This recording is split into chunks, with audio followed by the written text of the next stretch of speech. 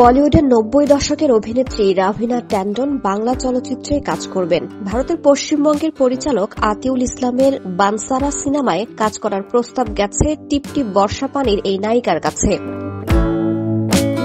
কাজটি আলোর মুখ দেখলে দীর্ঘ ১৫ বছর পর বাংলা সিনেমায় রাভিনাকে আবারও দেখতে পারবেন দর্শকরা।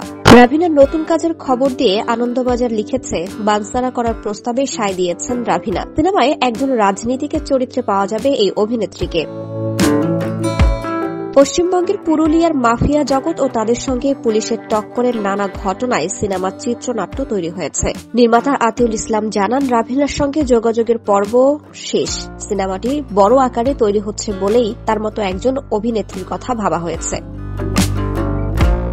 তিনি আরও জানান, রাভিনার চিত্রনাট্য পছন্দ হয়েছে। কলকাতায় শুটিং শুরু হলে তিনি যোগ দেবেন। বানসারা সিনেমার শুটিং শুরু হয়েছে আরও অনেক আগে থেকেই। পুরুলিয়ার অংশের আউটডোরের শুটিং শেষ হয়েছে। এবার কলকাতা এবং ঝাড়খণ্ডের শুটিং হবে বলে জানিয়েছেন নির্মাতা। সিনেমায় মুখ্য চরিত্রে অভিনয় করছেন বনি সেনগুপ্ত ও অপরাজিতা আঢ্য।